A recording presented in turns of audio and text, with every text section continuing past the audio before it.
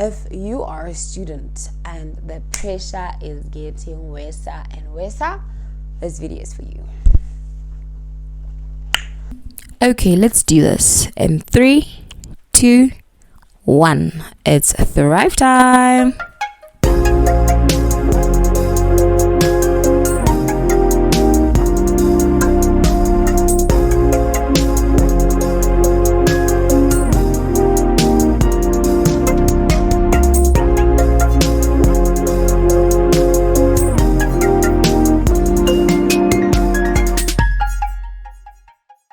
Hi beautiful people, welcome back to Thrive Out Loud. I feel like my glasses are and I am absolutely stoked to be here, guys. I cannot believe we're heading towards May. In fact, May is like literally right upon us, and I cannot imagine what it's doing to my students because I mean, now that I'm on the other side of academics and I'm basically see the behind the scenes, and my students are suffering from all spheres of life, and I just figured I'd do a sit down. Someone actually asked how to maneuver through the pressure of academics, something like that. But someone asked how do you manage the pressure? How do you make it out alive? How do you handle the academic pressure that comes with being a student? I figured, you know what, let me be a team player, sit down, do this for them. I thought I'm gonna get a whole face beat on for this video, but you know what, sometimes you just have to get it out there. So I feel like my glasses are deceiving me, but it's fine. So I have a couple of tips. I haven't really prepared notes. I have nothing to refer back to. Normally I'd say right in the beginning of the video that I have about 10 tips or 20 tips or 15 tips on how you can do ABCD, but this is coming straight from the heart because I know what it's like. I know what the pressure is like, and I remember those cold nights in the Val where I'd literally study until I cry because this thing is not balancing and you're writing. And I just figured, you know what, let me just pour out from the heart from a sister to another, or to a couple of brothers and sisters that are just finding themselves helpless and wanting to make it, but everything is moving in its own direction. So I might not even number my tips.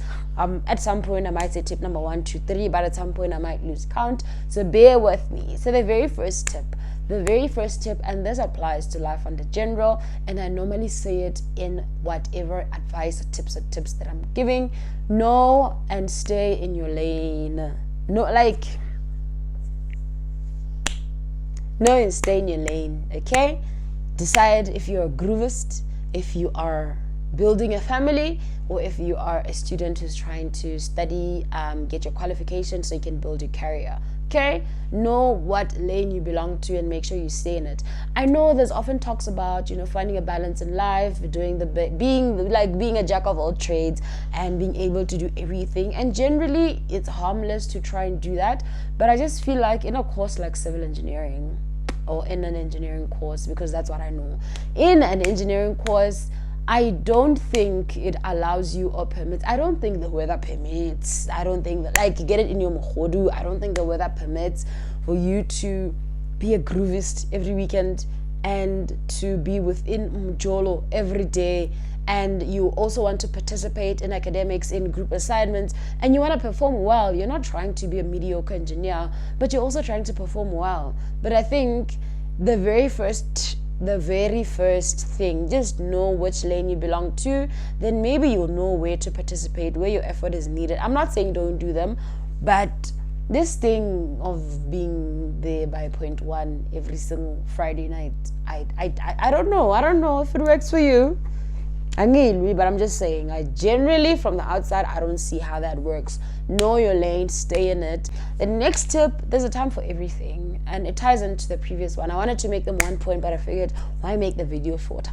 There's a time for everything. Like I said before, if it works for you to do all of those, then do you. But if you find that you're struggling because every single Saturday you're hungover, and to take off the hangover, you need to drink again, and then you get to Sunday, you are exhausted and you can barely focus and you're sleeping the whole day, and then you get to Monday, you haven't done any of your homeworks, you haven't had any of your group meetings, you haven't touched your books since the last time you saw them on Friday, and now everything is moving because everyone is 10 steps ahead of you and you're a bit behind, then I think curb some of those habits and focus on the real reason why you're in varsity. You are in varsity right now to study, to get your qualification so you can start your career.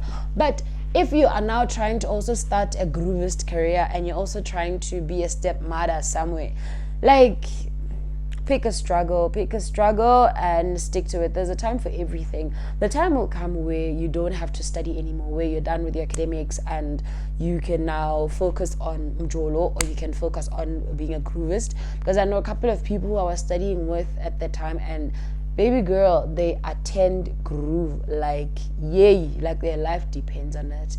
And it's because they had to suppress it for some time, right? So pick a struggle and just know that this is only for the time being, for this 2 or 3 or 4 years that you're here. And then once you're done, then you're done. I mean, wouldn't you want to be done with your academics once and for all and get to focus on groove once you have the money to actually do it and you have the time to do it and you can actually enjoy whatever it is that you are enjoying? Okay, next tip, pick your friends carefully. And I know this, like the tips I'm giving so far, they don't really touch into the academics per se, but these are things that normally shape your life and they shape what it is that you do on a day-to-day basis and how you allocate your time or where you allocate your time to. Pick your friends very carefully, because the friends you pick today could make or break your academic career. If you will pick a friend who is just after the boys and she wants to be the girlies, she wants to be the city girl, and from the minute she wakes up, she wants to get a full face beat, smell nice, and just walk around campus just to get attention. And she doesn't want to attend classes. And on Saturday, she's always somewhere within vibes. Her nails are always done. Her hair's always done. And you're trying to be that girl, but obviously, now I understand. There are adjustments you have to make in order to match that lifestyle. And I don't think the adjustments will favor your academic career. I don't think they'll favor whatever it is that you are trying to do. So like I said, pick a lane, stay in it. I mean, if you want to, if that's the life you want, then just let your parents know, I just want to be city girl for a living. This thing with the books is not my portion. Then you take it from there, okay? But pick your friends very carefully.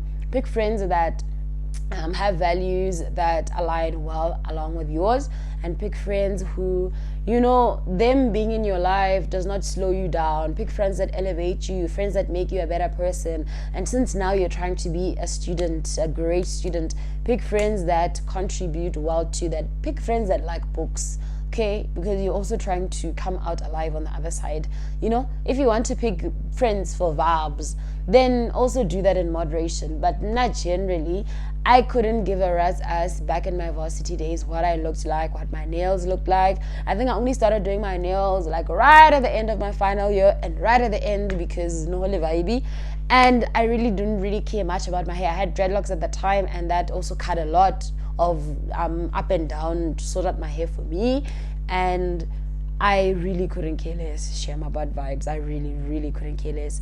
And I feel like the friends I had at that time also aligned very well with that. I had friends where we knew already after school, we'd knock off, classes would end at 5, would go and sleep, and then we'd be back on campus at 7, and we would study either for the next 3, 4, or 5 hours, or whenever. In the AMs, we would walk back and then would rest, and then. I'm not saying that's the method that you should adopt or that's what will work for you, but I'm just saying those are the kind of friends. I had one friend because quality over quantity, but now she's nowhere to be found. The next point, come up with daily habits that will contribute to a better you. Okay, I know as a student it looks like you are supposed to be studying until the AMs because that's the only way to go about it. It looks like you're supposed to not be sleeping. It looks like you were supposed to be eating crappy food every day, all day, every day, because that's what's available to you. But it is possible to be a wholesome person and be a student who performs really well at the same time. Here's what I mean. The habits that got me to the finish line were waking up at the same time every single day and sleeping at the same time every single day and trying my best to get at least 6 hours of sleep. I mean, I know they say 8 hours, some say 7, some say, but I knew my sleep patterns, the way they were set up, all I needed was 6 hours of sleep. If I slept for 6.5 hours, I would normally wake up tired because I slept a bit longer and my body's sleep pattern got into, like, there's a sleep REM, I don't know what it's called. But there's this thing about how your sleeping pattern or your body, it basically gets into a new cycle every 90 minutes. So every hour and a half, your body kind of gets into a new rhythm. I think it's sleep REM, whatever it's called. But I realized that my optimum time is right at the 6 hour mark, where I'm alert, I'm awake. If the alarm goes off after 6 uninterrupted hours of sleep, I'm able to wake up without needing to snooze the alarm, without needing to fight, without needing to, you understand? I'm just waking up and I'm fresh and I'm ready to take on the day. For some, it might be 7.5 hours. For some, it might be 8 hours. For some, it might be 6.5 hours. I think we just have different REM, whatever patterns. I don't know what they're called, but there's something about your body's sleep patterns, and someone might need 3 hours of sleep and they're fine. Someone might need a power nap, 30 minutes. Someone might need, 8 hours, and so on and so forth.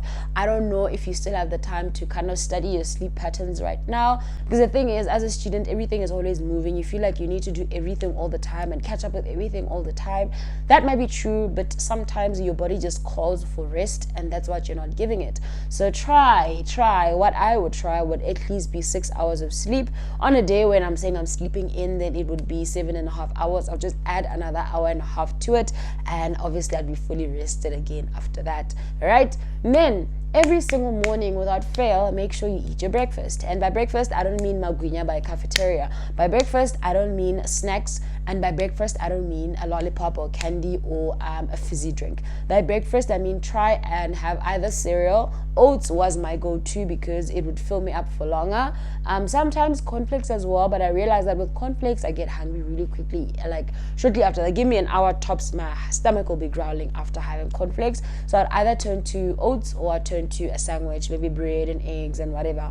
And I know you're a student, sometimes some things are not really possible, but just try your level best to maybe get that big bag of oats whenever you do shopping the next time, and just get a little bit of milk as well. And know that every morning when you wake up, while you're getting ready, preparing yourself, you're having your bowl of cereals, because sometimes there's no time. Sometimes people wake up at 7:30, they need to be on campus at 8. Then maybe that's also a habit we need to work on. But try and have breakfast every single morning. It will keep you filled for maybe the better half of the day until the next time you get your next meal. And what this means is you will have better concentration, you'll be more alert, and you will basically perform better generally as a person. I'm grumpy when I haven't eaten, and my concentration levels are this small when I haven't eaten, when I'm hungry, and I'm less likely to take in information. Like I don't want to participate when I'm hungry because I'm hungry. So maybe sometimes you're just hungry. It's not that you're slow, but you're hungry. So get that breakfast going. Then the next point, please make sure you hydrate. That bottle of water is important. And I know back in the day would say, this one walks around with a Tupperware. She thinks she's a cheese girl, but their skin was always popping. They were always mentally alert. Yes, they'll pee a lot, but it means their bodily functions are always working proper, and their body is always ready to carry them through. Make sure you hydrate yourself and stay hydrated. If it's the 2-liter bottle, it doesn't have to be Tupperware. It can even be the nameless one, your Valpress, your Bonacqua, any big water bottle. I feel like I'm emphasizing on big because it means you'll spend less time going to refill it, and it means whenever you need to have a sip of water, it will be readily available. It helps with concentration. It helps with remaining mentally alert. It helps you just tip top, you're just here, and before you know it, your skin will start popping as well. People who say drink water when they asked what they do to their skin routine, they're not lying. It's not because they don't want to share their skincare routines. It's because generally water works. Drink your water. The next, supplements, okay? And this is a bit of a touchy subject because there are people that don't want to take on supplements because they don't want foreign stuff in their bodies and they don't want yum yum yum. I get it. If supplements are not for you, then you can just jump on over to the next point. But for those who want to find a way to help their body help them, then supplements might be your next best friend. And the reason why I'm bringing up supplements is because chances are in a day you don't eat or you don't get as much nutrients as your body needs from your food. The odds of you getting every single micro and macronutrient you need from your food, slim to none. So for those people who just want to amp up on their vitamin levels, the nutrients they get from foods, and to get their body performing better, you might want to introduce supplements. Especially as a student who's studying, you need that mental concentration, you need to be mentally alert, you need to amp up your energy levels, and that is what you are supposed to get from your food essentially. But also the food we eat nowadays, we never really know what we're putting into our mouths. So by adding supplements to your normal dietary foods, then you are able to basically get what you need. So as a student, I know on days when I've taken my vitamin B12, my vitamin B, my vitamin A, B, C, D, it goes all the way up to Z, it just depends what you need. I am not a medical professional. I am not a nutritional specialist. Maybe I should bring on a nutritionist or a dietitian to school us about this. But I know that I would basically need my vitamin B12. That will kind of help me with my concentration, being mentally alert and all that. I'll take my vitamin C, my zinc, all of that for my immune system, because you're not trying to be sick all the time, So like I said, they go from all A all the way up to Z. It just depends on what your body needs. So maybe you could sit down with a nutritionist, a nutrition specialist, or a dietitian to kind of guide you on that. But there was this Vitaforce vitamin B complex. It's brown, and I'll just need to take 2 after breakfast and I'd be good to go. And to this day, I still take those supplements because they keep me on my feet. Working 2 jobs, being a student, being a mom, being a wife, there's only so much you can do, honestly. So I'd still really highly recommend you sit down with maybe your family GP, your GP, or a medical professional who'll be able to advise you better on that. All I'm saying is, from the food you're eating alone, you might not be getting all the nutrients you need, and that might be why you are tired all the time, or sluggish all the time, or just feeling lethargic and stuff after eating. Okay, next point, look at your diet. Now, this is not the point where you go into crash diets because you want to wear crop tops, September's coming and all of that. That is not the purpose of this specific point. This specific point is about you being a student and making sure that you're taking care of your body, eating the food that your body needs, and nourishing your body. Now, I know there's bedworth, Asuska's company, Askadi chips, left, right, center, and that is food I enjoy too from time to time. I'm not even gonna be here and try and pretend, but I'm aware that my body needs some specific type of food for it to perform in its tip-top shape. I know my body needs fiber, my body needs calcium, my body needs vitamins and minerals, my body needs water, my body needs hydration, and my body needs healthy fats as well. Now, all of those I get from my oats. And normally I jam-pack my oats with fruits, with cinnamon and honey as well. It normally, picks me up, makes me feel fancy. And then normally for lunch, I would normally have the cooked meals at cafeteria because I wouldn't have time to go back to raise and cook and prepare meals and whatnot. And normally the meals will have a starch, they'll have a meat to it, there'll be gravy, there'll be salads, and there'll be this and this and that. And I found that it is kind of a balanced meal. It's the type of meal you'd get at home if it's a home-cooked meal. It's the type of meal my grandmother would be making for me anyway. And I figured that once I've eaten that, I'm filled up and I'm ready to take on the day once more. So for lunch, I'd normally just rotate whatever's on there, have those different meals on there. And I'd opt for that over the chips, the skambanis, because I feel like it is a well-balanced meal and it just fills me up and it gives me the nutrients and vitamins I need. From time to time, I'd have the chips. I just want the chips, the Russian, anything oily, give it to me. But the risk with that is you would normally get lethargic and tired, and sluggish after eating it. So you should just know your body and know what your body needs and know when to feed your body what. So the chips and the what's, those are things I would normally have on a Friday because it would normally be a short day and would normally be doing very minimal work in class.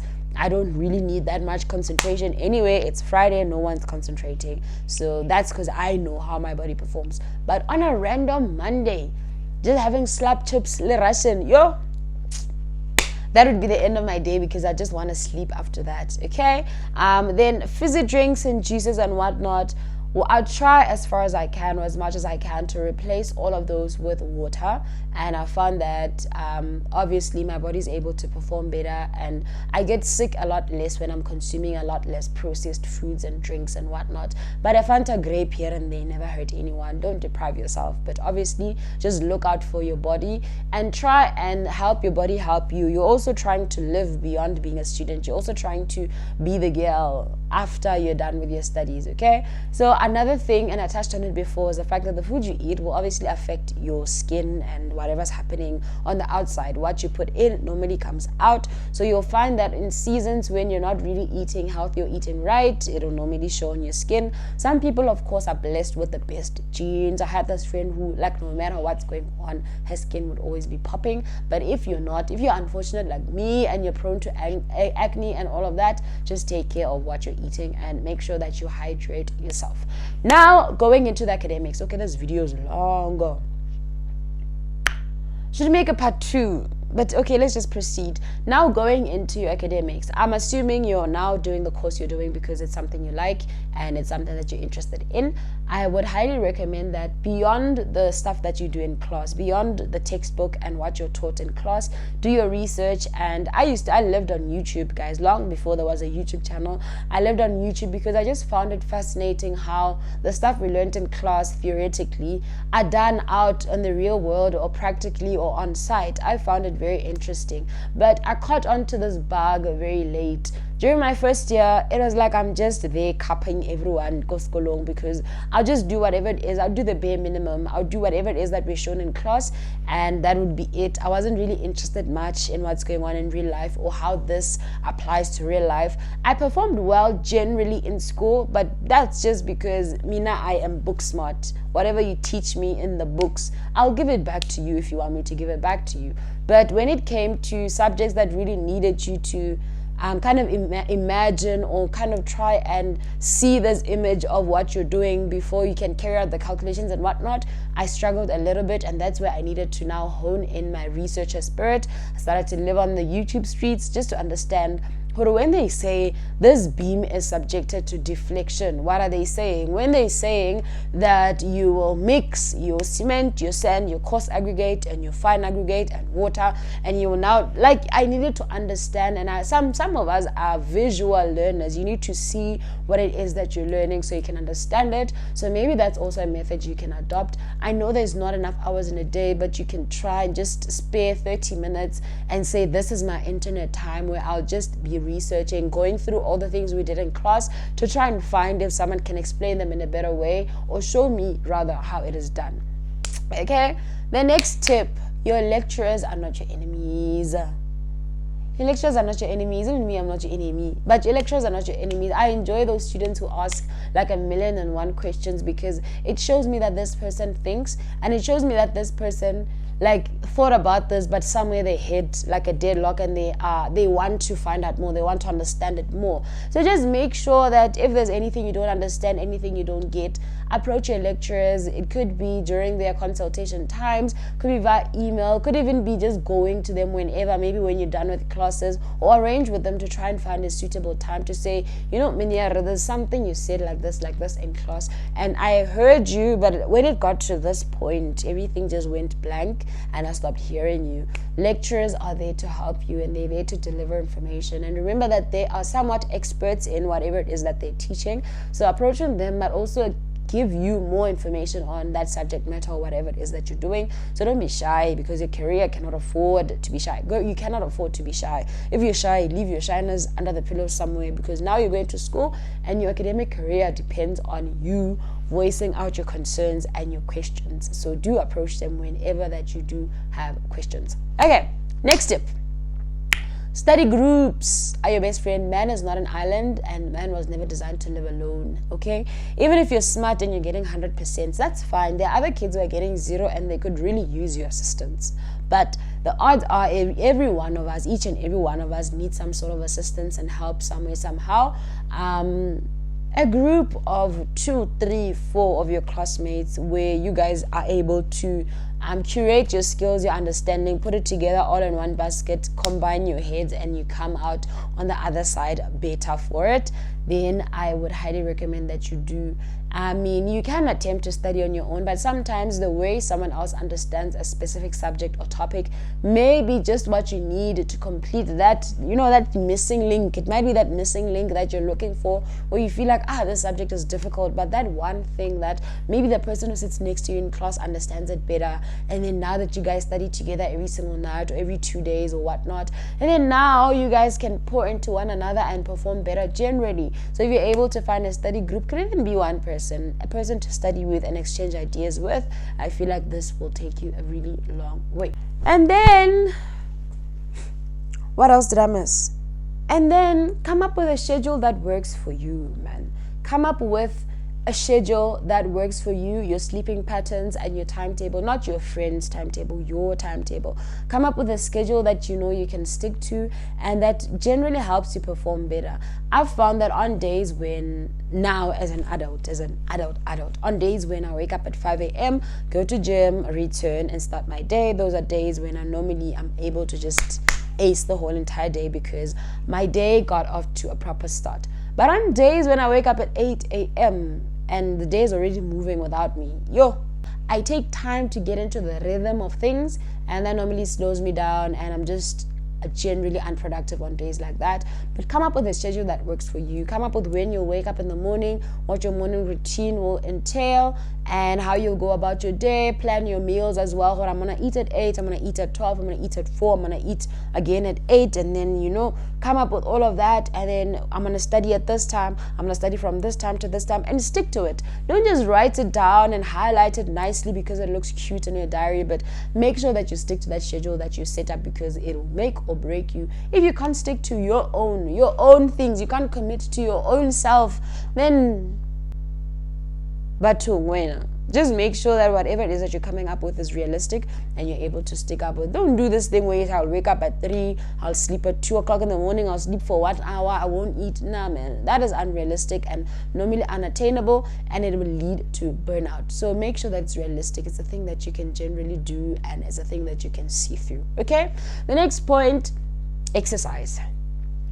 No, I had to just slide that in somewhere, plug myself in there somewhere. But I'm not saying spend 2 hours or 3 hours in a gym doing extensive hard work in the gym. You can even start with something as little as 30 minutes a day where you're jogging or you're just doing light exercises in your room. There's exercises all over the internet. YouTube has a great curation of all of that. You can just, come up with maybe a cardio workout. 20 minutes should be fine. 15 minutes can even do the trick. But like I said, we're not trying to build our dream bodies now so you can wear crop tops. That's not what we're here for. For now, we're just trying to keep your heart healthy, keep your heart rate up, and keep you alert. It boosts your metabolism as well. When your metabolism performs well, your body performs well, and your brain capacity also performs well. Concentration picks up, and you can be bright and lovely, and you are a person. Because sometimes it's not that you're sluggish or you don't have an appetite, therefore you don't have energy. It's because just improve your metabolism so you can go to the toilet every once in a while and see how that improves your life. Just see your life. So try and incorporate. It could be 15, 20, 30 minutes. I'm not really specific on the timelines, but just try and incorporate some sort of a daily exercise routine that kind of gets your energy levels up, and you'll thank me for it later. Okay. Then the next point, block off your hours. Okay, so by block off your hours, I mean, I used to do this thing where I would say, okay, every day after school, I'm going to try and do all the subjects that we covered every single, and that is the quickest way that I would basically get burnt out and lose concentration, because moving from communications to mechanics to construction materials to design to surveying, and like all of that would be a lot. So normally I would block off my hours based on the days. So depending on the subjects that I attended on a Monday and the subjects that I'll be attending on Tuesday, then it determines what I'll be focusing on. So for instance, if I attended like 4 subjects on Monday, right, and on Tuesday, of the 4 I've attended on Monday, I'll only be attending 2 subjects and maybe another 2, because I know the timetable, the way it's set up, it's really nice and cute, right? So Monday after school, I would try, if I've got more time, then I'd have a look at all of them, but I'll generally focus more on the ones that I will be attending the next day, because if I study them or have a look at them, then I can see where I have questions or where I'm confused, and then I'm able to ask my lecturer the next day. Then I apply that same method going forward. On a weekend, that's when I can basically have a look at everything. Then I'd say on Saturday, for 2, my stomach is growling. Then I'd say on Saturday for 2 hours each, I'd give every subject maybe 2 hours. Then Saturday I'd do maybe 2 subjects, Sunday I'd do 2 subjects, and I'd rest in between. And then I don't overwhelm myself unnecessarily. So maybe you can also try blocking off stuff. And this thing of chasing deadlines and only doing a thing today because it's required tomorrow, that's also another surefire way to get burnt out. As soon as I'd get assignments or homework or whatever, I'll try and look at it that same day if I can.